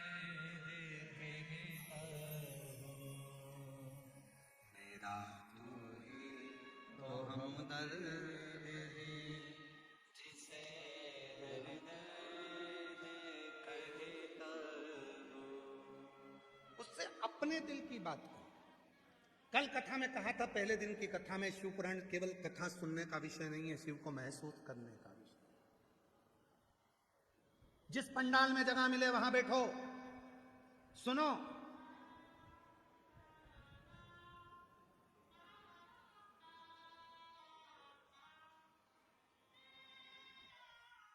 जहां जगह मिले वहां बैठ जाओ, सुनो उसको, महसूस करो कि मैं मेरे बाप के पास बैठी हूं। जयपुर की भूमि पर मेरा पिता, मेरा कुबेरेश्वर महादेव, मेरा शिव, मेरा केदारेश्वर, मेरा तिलकेश्वर, मेरा भोला भंडारी आया है। मैं अपने बाबुल को अपना दुखड़ा कहूंगी। आज गणगौर के दिन मेरा पापा मेरी बात सुनने के लिए आया है। मेरे बाबुल से अपने मन की बात कहूं, सुनो, उसको कहो। और जयपुर की इस पवित्र धरा से निवेदन करूं, मेरी जीजियों, जिंदगी में ऐसा कोई दुख नहीं है, जीवन में ऐसा कोई दुख नहीं है जिस दुख का हल नहीं है। और हल, प्रत्येक दुख का हल मेरे देव अधिदेव महादेव के चरणारविंद में है। प्रत्येक दुख शिव के चरणों में, प्रत्येक दुख का हल है। कितनी बड़ी, उस बेटी ने लिखा, उस बेटी ने लिखा ब्रेस्ट के कैंसर में 3 गठान ब्रेस्ट कैंसर की बता दी, हिम्मत नहीं हारी, शिव का जल पीती रही, पहुंच गई सी और रुद्राक्ष ले आई, तांबे के लोटे में गलाती, शिव जी को चढ़ाती, पीना चालू करा। पंडाल की कथा में से गई थी तो मिट्टी बांध कर ले गई थी, उस मिट्टी को शरीर पर लगाती, दूसरी बार जांच कराने पहुंची, डॉक्टर ने कह दिया ऑपरेशन की जरूरत नहीं है, 3 गठाने गल चुकी हैं और कैंसर की रिपोर्ट नॉर्मल आ गई।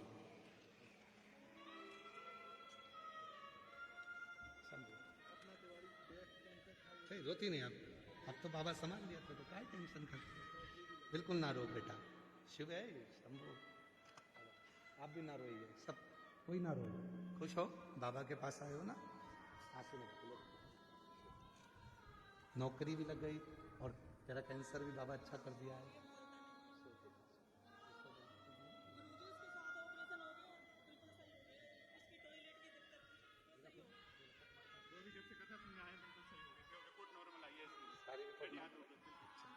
काय का ऑपरेशन था इसका?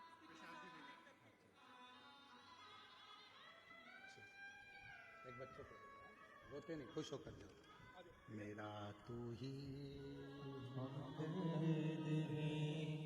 जिसे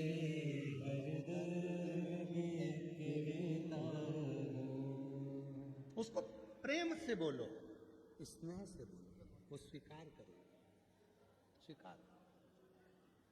ये जो बच्चा जा रहा है, 7 ऑपरेशन हो गए हैं इस बच्चे के, इसकी यूरिन की नली का 7 ऑपरेशन हो गया और डॉक्टर ने आखिरी में जवाब दे दिया था, तो इसको भी कथा के पंडाल में लेकर आया था और आज बच्चा खुद चल कर आया है, इसके लिए भी साधुता करिए। शिव तत्व है, ये केवल कथा नहीं है। ये कथा के पंडाल में गए, श्रीमद् भागवत हो रही है, आपने श्रवण कर लिया, राम कथा हो रही है, आपने श्रवण कर लिया, विष्णु पुराण हो रही है, नर्मदा पुराण हो रही है, लिंग पुराण हो रही है, स्कंद पुराण हो रही है, सुन लिया। ये केवल सुनने का विषय नहीं है, या महसूस करो, महसूस। हम श्री घनश्याम जी रावत जी को, हम श्री राकेश जी रावत जी को, हर्षे जी को बहुत बहुत साधुवाद देते हैं कि बाबा ने आपको अगर यजमान बनाकर बिठाया है तो कहीं ना कहीं आप उस शंकर के पुत्र हो, शिव के संतान हो, जो मेरे बाबा ने आपको पकड़कर यहां बिठाया है। शिव की कृपा, शिव की, उसकी करुणा के बिना संसार में कुछ नहीं हो सकता, कुछ नहीं। और रावत जी बड़ी खुशी मनाना कि बाबा ने करुणा कर कर आप लोगों को यहां बिठाया, ये बड़ी खुशी की बात है। लोगों की जिंदगी हो जाती है, भागवत के यजमान बनना सरल है, राम कथा के यजमान बनना सरल है, पर शिव महापुराण का यजमान बनना कठिन है, क्योंकि शिव खुद स्वयं जजमान के रूप में आकर बैठता है, तब जाकर शिव महापुराण की कथा होती है। बहुत कठिन। भागवत कराना सरल है, राम कथा कराना सरल है, शादी करना सरल है, सारी पुराणे करवाना सरल है, पर शिव पुराण कराना कठिन है। क्यों? सारी व्यवस्थाओं को सुचारू रूप से करो तो भी बाबा रोज प्रतिदिन कोई ना कोई परीक्षा लेता रहता है।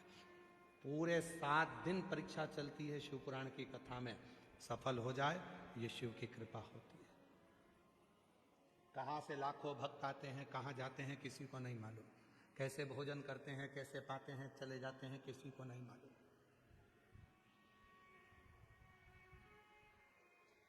किसी को नहीं। ये कोई साधारण सा प्रसंग नहीं है कि जिसको केवल सुन लिया, सीहोर वाला महाराज आ गया और सुना के चले गया। ना ना, इस कथा को केवल लोग कथा के पंडाल में केवल स्तुति करने के लिए आते हैं, केवल प्रार्थना, उसको निवेदन करने के लिए आते हैं, उसकी मिट्टी को लगाने के लिए शरीर पर आते हैं, उसको विनय करने के लिए, हृदय से। ब्रह्मा तुम स्वीकार नहीं करते? ब्रह्मा जी ने कहा मैं नहीं मान सकता। शिवलिंग का मुख कहां है? शिवलिंग के चरण कहां है? और याद रखना मेरी जीजियों, मेरे जीजाओं, मेरी बेटियों, मेरे बेटाओं, मेरे बुजुर्ग माँ बाप, स्मरण में रखना, शंकर के मंदिर में तुम कहीं पर भी बैठकर शंकर को जल चढ़ाओगे वो स्वीकार करेगा।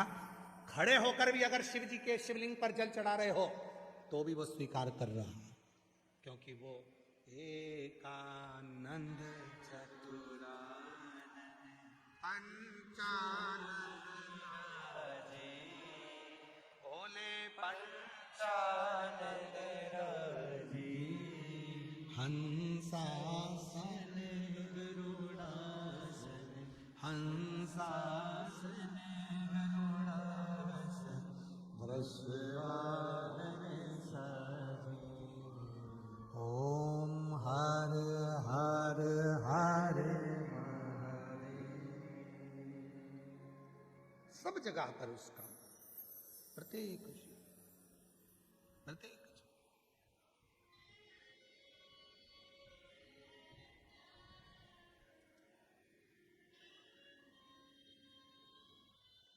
सर्वस्व हर कण में वही बैठा है, प्रत्येक।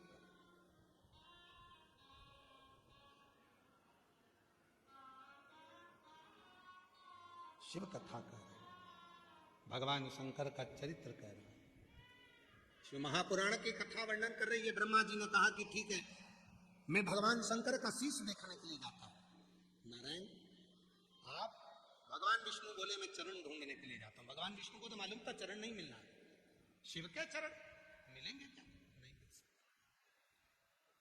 अभी आपको कथा में कहा, कोई पूछे कि शंकर जी को देखा है? नहीं देखा। शंकर जी को देखना चाहोगे? नहीं देखना चाहते। हम तो उसको महसूस करना चाहते। ब्रह्मा जी ने गलती करी थी शंकर जी का मुख देखने की।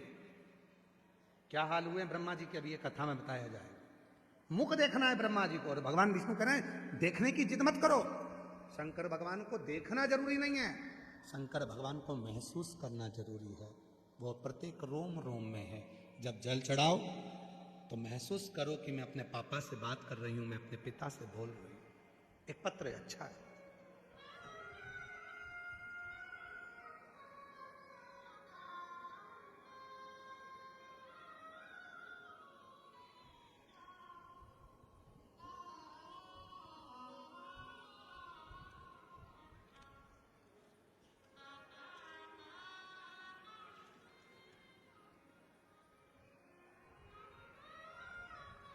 पत्र थोड़ा सा फट गया है, पर जितना पत्र ठीक है उतना हम पत्र पढ़ देते हैं। जो फटा है उसको छोड़ देंगे, ठीक है।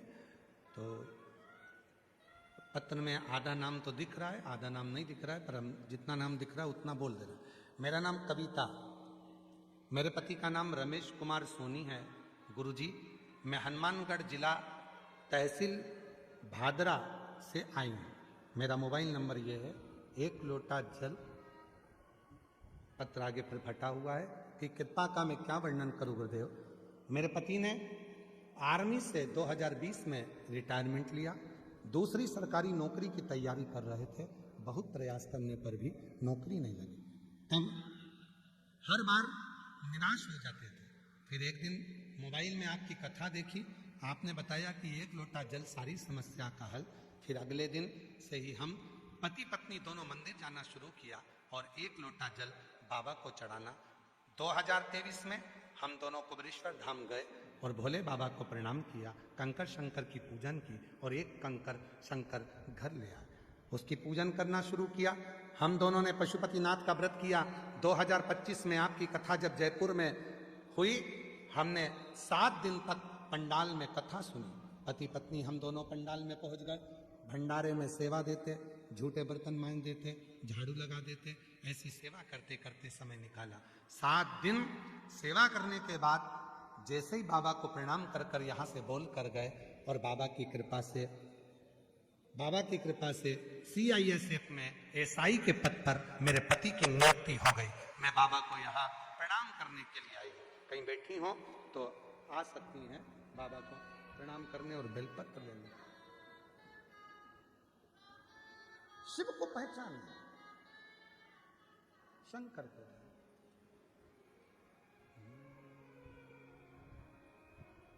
अपनी किस्मत का ताला, अपनी किस्मत का ताला, अपनी किस्मत का ताला तुम खोलते चलो। श्री शिवाय नमस्तोभ्यं तुम बोलते चलो।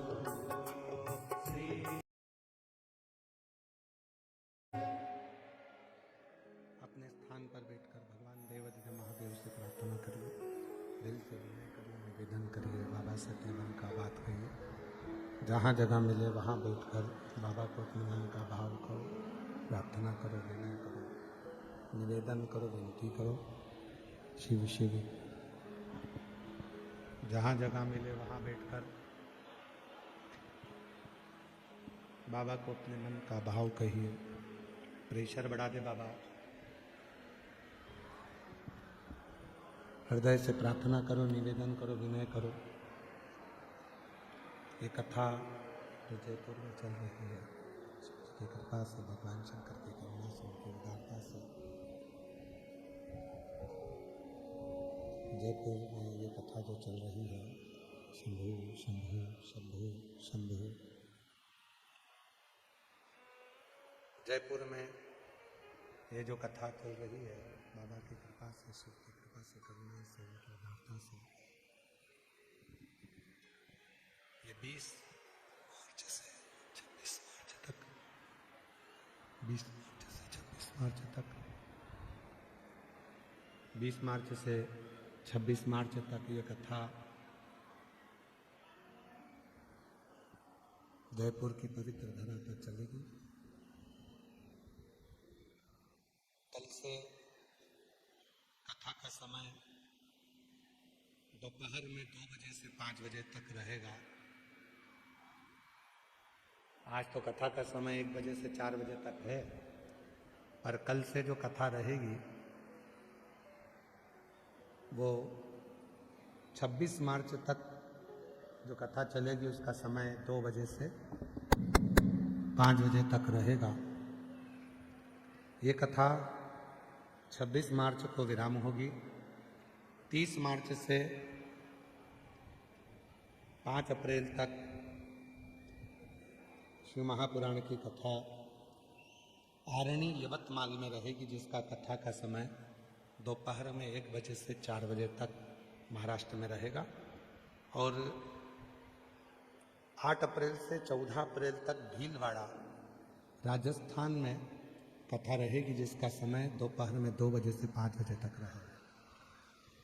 फिर 17 अप्रैल से 23 अप्रैल तक दिल्ली में शिव महापुराण की कथा रहेगी।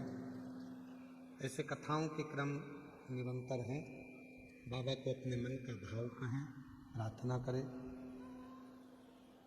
आज गणगौर तीज का पवित्र अवसर है। बाबा को अपने मन का भाव कहिए, प्रार्थना करिए, निवेदन करिए, विनती करिए। हृदय से बाबा को अपने मन का भाव कहिए। सभी लोग साथ में प्रार्थना करेंगे।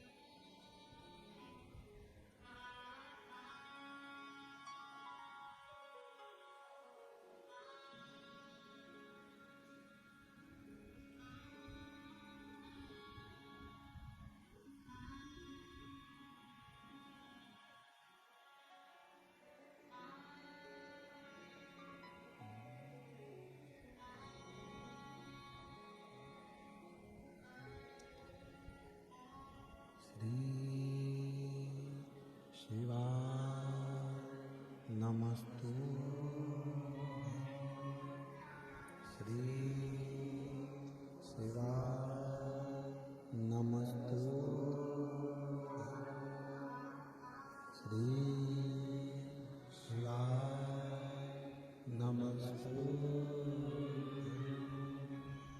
श्री शिवाय नमस्तुभ्यं। श्री शिवाय नमस्तुभ्यं। भोला सब दुख काटो ओ भोला सब दुख काटो शिव शंकर जपो तेरी माला भोले बाबा जपो तेरी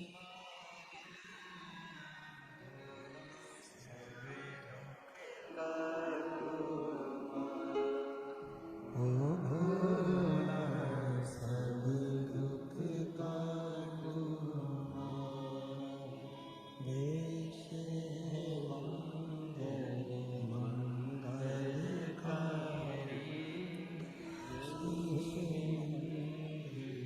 मंगलकारी शमशान वासी हमारा शमशान वासी हमारा ओ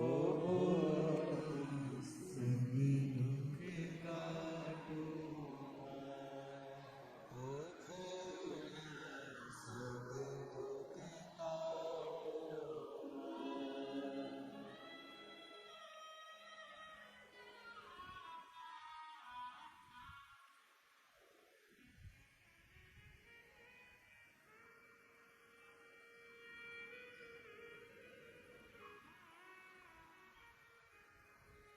बाबा देवदेव भगवान शिव वर्धा कालदर्शी कैलाशी विनाशी भगवान शंकर की पवित्र कथा कर रही है, पुराण की कथा वर्णन कर रही है। भगवान शंकर का पवित्र चरित्र वर्णन कर रहा है, शिव तत्व कह रहा है। भगवान शंकर की पवित्र कथा वर्णन कर रही है, शिव पुराण कह रही है। गला खींच कर बोलना पड़ रहा है। शिव तत्व कह रहा है। ब्रह्मा जी मुख ढूंढ रहे हैं। भगवान विष्णु ने तो मना कर दिया था कि मुझे मालूम है ना शीश मिलेगा ना चरण मिलेगा। फिर भी ब्रह्मा जी के साथ में लीला करने के लिए भगवान नारायण भगवान शंकर के शिवलिंग का चरण ढूंढने के लिए चरण ढूंढने के लिए ब्रह्मा जी ऊपर जाते जाते जाते जाते एक गौ माता को देख लेते हैं। गाय से कहते हैं ब्रह्मा जी कि तुम मेरे साथ चलो। भगवान विष्णु के सामने कह देना कि ब्रह्मा जी को भगवान शंकर का शीश मिल गया। गौ माता बोली मैं काय को झूठ बोलूं। ब्रह्मा जी ने कहा कि जो पहली रोटी बनेगी मैं तुझे दिलवाऊंगा, इसलिए तू एक झूठ बोल।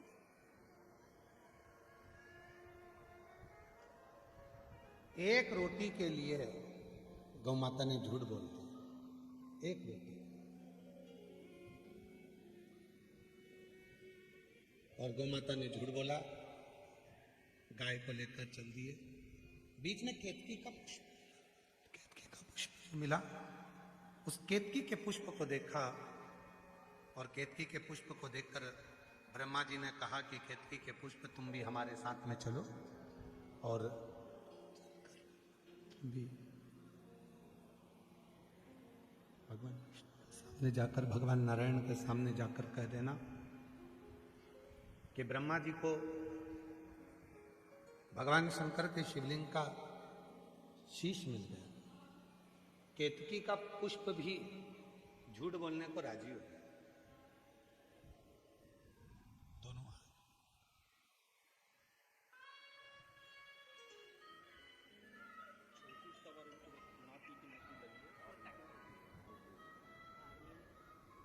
बधाई आपको।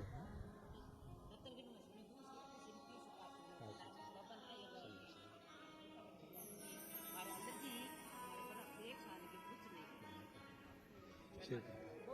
जोरदार ताली बजाइए। पोते का नौकरी लगा है गवर्नमेंट।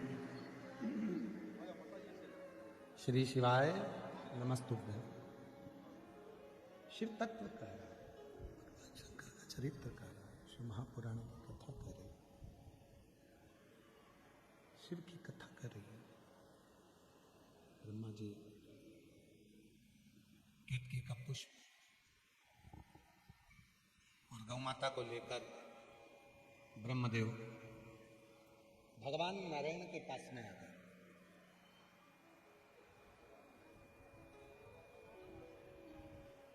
शिव पुराण कहती है जैसे एक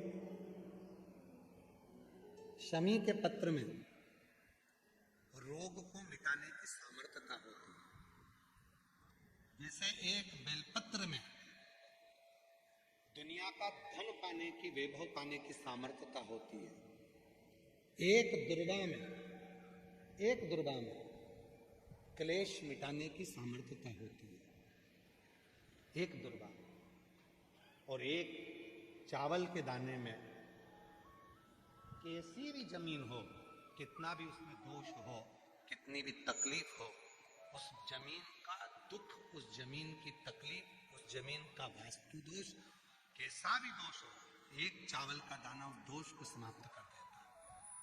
उसी तरह शिव जी के सामने अगर एक बार भी अगर मुख से सत्य निकल जाता है तो 1000 अश्वमेध यज्ञ का पुण्य फल प्राप्त हो जाता है।